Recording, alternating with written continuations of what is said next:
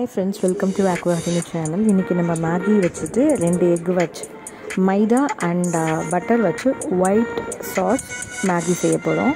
வாங்க பார்க்கலாம் எப்படி செய்கிறதுன்னு. ஃபஸ்ட்டு ஒரு பாத்திரத்தில் அடிகனமான பாத்திரத்தில் 2லேருந்து 2.5 ஸ்பூன் மைதா நல்லா சலிச்சிட்டு எடுத்துக்கோங்க. அது கூட கொஞ்சோண்டு சால்ட் லைட்டாக கொஞ்சோண்டு போட்டுக்கோங்க. இப்போ அன்சால்டட் பட்டர் போட்டுக்கோங்க. If you using unsalted butter நீங்கள் அந்த சால்ட் ஃபஸ்ட்டு ஸ்டேஜில் சேர்க்க வேண்டாம். இந்த மாதிரி ஃபஸ்ட்டு வந்து மிதமான சூட்டில் வந்து நீங்கள் வந்து ஃப்ரை பண்ண ஆரம்பிச்சுன்னா பட்டர் மெல்ட் ஆகும்.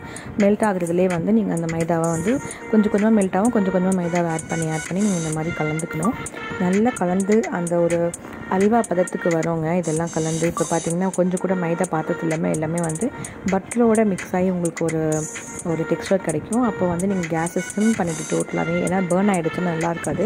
கலரே சேஞ்ச் பண்ணக்கூடாது. பிகாஸ் நம்ம பேரே ஒயிட் சாஸ் அப்படின்னு சொல்கிறதுனால கலர் நம்ம சேஞ்ச் பண்ண போகிறதில்ல. We are going to use the same colour. So இந்த பட்டரோட கலரில் அந்த மைதா வந்து மிக்ஸ் ஆகிட்டு இருக்குது. நீங்கள் பார்த்தா தெரியும் லைட்டாக அது வந்து பபிள்ஸ்லாம் வருது சூடானதுக்கப்புறம். இந்த ஸ்டேஜில் வந்து நம்ம செம வாசமாக இருக்கும். வீடே வந்து இந்த பட்டர் மெல்ட் பண்ணுற ஸ்மெல்லே ரொம்ப அமோகமாக இருக்கும். ரொம்ப டிஃப்ரெண்ட்டாகவும் இருக்கும். இந்த டைமில் நீங்கள் வந்து பாஸ்தா செய்கிறதா இருந்தால் இதோட இன்னும் ஒரு ஸ்பூன் பட்டர் வந்து மெல்டட் பட்டர் ஆட் பண்ணி கூட வந்து நீங்கள் கார்லிக்கு அதுக்கப்புறம் வந்து நீங்கள் ஹர்ப்ஸ்லாம் யூஸ் பண்ணலாம். நான் இப்போ வந்து குழந்தைங்களுக்கு பண்ணால் டைரெக்டாக வந்து 2 கப்பு பாயில்டு மில்க்கு நல்லா ரூம் டெம்பரேச்சரில் இருக்க மில்க்கை வந்து ஆட் பண்ணிவிட்டு லம்ஸ் இல்லாமல் நல்லா கலந்து விட்டுக்கணும். இப்போ வந்து நீங்கள் கேஸ் ஹை ஃப்ளேமில் வச்சுங்க. லம்ஸ் இல்லாமல் அப்படியே திக்கி க்ரீமி உங்களுக்கு டெக்ஸ்சர் கிடைக்கும். ரொம்ப டேஸ்டியாக இருக்கும். அது நல்லா கொதித்து வர நேரத்துக்கு நம்ம வந்து ராக் சால்ட் ஆட் பண்ணிக்கிறோம். ராக் சால்ட் இப்போ நம்ம எதுக்கு ஆட் பண்ணுறோன்னா அது கலக்கும் போது அந்த ராக் சால்ட்டோட லம்ஸும் சேர்ந்து கரைஞ்சிரும். அதனால தான் இந்த வேலை பண்ணுறோம். ஸோ இப்போ நம்மளுக்கு சாஸ் ஒயிட் சாஸ் வந்து நமக்கு ரெடி ஆகிடுது. இதில் வந்து இப்போ நான் ஆரிகானோ, இட்டாலியன் சீசனிங், அப்புறம் சில்லி ஃப்ளேக்ஸ் மட்டும் கலந்துட்டு கொஞ்சோண்டு சால்ட்டும் வந்து ஆல்ரெடி ஆட் பண்ணிருக்கிறதுனால இப்போ ஆட் பண்ண தேவையில்லை. அதை மட்டும் போட்டுட்டு நம்ம இதை வந்து தனியாக எடுத்து வச்சுக்கிறோம். இது நீங்கள் தனியாக ஸ்டோர் பண்ணி வச்சுக்கிட்டிங்கன்னா நம்ம வீட்டில் சிக்கன்லாம் வந்து 65 இல்லை வந்து தந்தூரியோ நம்ம செய்யும்போது தொட்டு சாப்பிட்டுக்கலாம். மைனஸை விட ரொம்பவே நல்லாவே இருக்கும். பட் அகெயின் மைதா ப்ராடக்ட் வேணான்றவங்க இதை அவாய்ட் பண்ணிக்கலாம். டேரெக்டாக மேக்கி ப்ராசஸ்க்கு போயிடலாம். பக்கத்தில் தண்ணி கொதிச்சுட்டு இருக்குது. அந்த தண்ணி அப்படியே இருக்கட்டும். இது திக்காக ஆனதுக்கப்புறம் கேஸை ஆஃப் பண்ணிவிட்டு அப்படியே விட்டுருவேன். கொஞ்ச நேரம் அதை ஆடினதுக்கப்புறம் அதெல்லாம் சேர்ந்து வந்து கொஞ்சம் திக்காக கிடைக்கும் போது நான் வந்து ஹெர்ப்ஸ் போட்டு கொஞ்சோண்டு ஹாட் வாட்டர் ஆட் பண்ணி அதை கொஞ்சம் தின் பண்ணிப்பேன். மீன்வைல் ஹாட் வாட்டரில் 2 க்யூப்ஸ் மேகி வந்து உடச்சி போட்டு அது பாயில் பண்ணுற ஸ்டேஜில் 2 முட்டை உடச்சி ஊற்றிடணும். அந்த உடச்சி ஊற்றும் போது அதை வந்து மிக்ஸ் பண்ணவே கூடாது. அதை அப்படியே விட்டுடணும். அப்போ தான் உங்களுக்கு வந்து அந்த எக் வந்து உங்களுக்கு புல்சை எக் மாதிரி இது மாதிரிலாம் கிடைக்கும். ஸோ நம்ம அதை அப்படியே வச்சுக்கலாம். இப்போ கொஞ்சோண்டு ஹாட் வாட்டர் ஆட் பண்ணி ஹர்ப்ஸையும் ஆட் பண்ணி நம்ம வந்து இப்போ வந்து நல்லா ஸ்டிர் பண்ண போகிறோம்.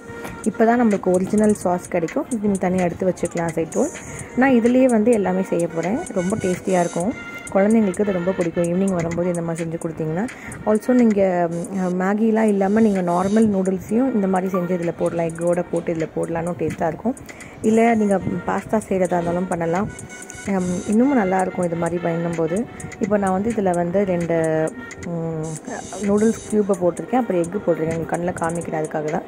இப்போ நம்ம ஸ்டில் பண்ணக்கூடாது. நம்ம அப்படியே சைடில் மட்டும் எடுத்து விட்டுடணும். இது செய்கிறதுக்கு முன்னாடி நூடுல்ஸ் போடுறதுக்கு முன்னாடி ஒரு ட்ராப் மட்டும் ஆயில் போட்டுக்கணும். அப்போ தான் வந்து முட்டை நூடுல்ஸும் வந்து பாத்திரத்தில் பிடிக்காமல் வரும்.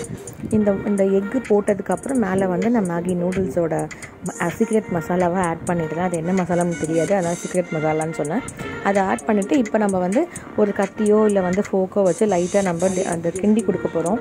ஏன்னா அந்த முட்டை உடையாமல் நம்மளுக்கு கிடைக்கும். உடஞ்சிட்டா ரொம்ப எல்லா பக்கமும் ஸ்கேட்டர் ஆகிடும். பட் இது வந்து அங்கங்கே வந்து ஒரு பீஸ் எக் வந்து உங்களுக்கு அப்படியே கிடைக்கும். அதனால இந்த மாதிரி பண்ணுறோம். பாருங்கள், இந்த மாதிரி ஸ்டிர் பண்ணி விட்டதுக்கப்புறம் இப்போ முட்டை வெந்துடுச்சுங்க. ஸோ நான் ஸ்டிர் பண்ணாலும் ஒன்றும் ஆகாது. இப்போது இது ஸ்டிர் பண்ண மேகியெல்லாம் வந்து பார்த்திங்கன்னா நல்லா ஒரு பாயில் வந்துடுச்சு அண்ட் மேகியும் வெந்திருக்கு. இந்த ஸ்டேஜில் நம்ம வந்து இந்த ஒயிட் சாஸில் அப்படியே ஆட் பண்ணிக்க போகிறோம். இப்போ நான் வந்து பார்த்திங்கன்னா ஒரே ஒரு ஸ்டிக் வச்சு தான் கிண்டுறேன். ஸோ முட்டையெல்லாம் அப்படியே தான் இருக்கும், உடையாது. இப்போ இதை எடுத்து நம்ம இந்த பவுலுக்கு ட்ரான்ஸ்ஃபர் பண்ணிக்கிறோம். வேறு த ஒயிட் சாஸ் இருக்கும் அதில். ஸோ இந்த க்ரீமி டெக்ஸ்சர் இன்னமும் நம்மளுக்கு நல்லாயிருக்கும். இப்போ பாருங்கள், அது போடும்போது உங்களுக்கு கலர்லாம் வந்து ஒயிட்டோட கலந்து வரதுனால இப்படி தான் இருக்கும். மேகியில் இருக்கிற எல்லோ கலர் தான் எல்லோ கலரை கொடுக்குது. அது இல்லாமல் நீங்கள் நார்மல் பாஸ்தாஸ் இல்லை நார்மல் நூடுல்ஸ் போட்டிங்கன்னா இது ஒயிட்டாகவே தான் இருக்கும். இப்போ நீங்கள் எடுத்து இதை சர்வ் பண்ணிவிட்டு கொடுத்துடுங்க. இது ஹாட்டாக சாப்பிடும்போது தான் நல்லாயிருக்கும் க்ரீமியாக. ஸோ நான் எக்கெல்லாம் தனியாக கலெக்ட் பண்ணிகிட்ருக்கிறேன். இப்போ இப்போ நீங்கள் ஒரு பிளேட்டில் ட்ரான்ஸ்ஃபர் பண்ணிவிட்டு உங்கள் குட்டீஸ்க்கு கொடுத்து பார்க்கலாம். மீன்வைல் இது 2 பேர் சாப்பிட்ற க்யூப்ஸாக இருந்துச்சுன்னா இது வந்து ஒரு 4 பீப்புளுக்கு சாப்பிட்ற அளவுக்கு குவான்டிட்டி கிடைக்கும். Because of the white pasta அந்த ஒயிட் சாஸோட டெக்ஸ்டர்னால. ஸோ நான் எக்கு மட்டும் தனியாக எடுத்துகிட்டு கிட்ஸ்க்கு கொடுக்கறதுக்கு ஈஸியாக இருக்கும். வாங்க நம்ம எங்கள் குழந்தைங்க கொடுத்து என்ஜாய் பண்ணுறதை பார்க்கலாம். யூஸ்வலாக ரெகுலராக பண்ணுற நூடுல்ஸை விட கொஞ்சம் ரொம்ப ருசியாக இருக்கும். இன்னொரு செஞ்சு பார்த்துட்டு சொல்லுங்கள் ஃப்ரெண்ட்ஸ். தேங்க்ஸ் ஃபார் வாட்சிங். பாய்.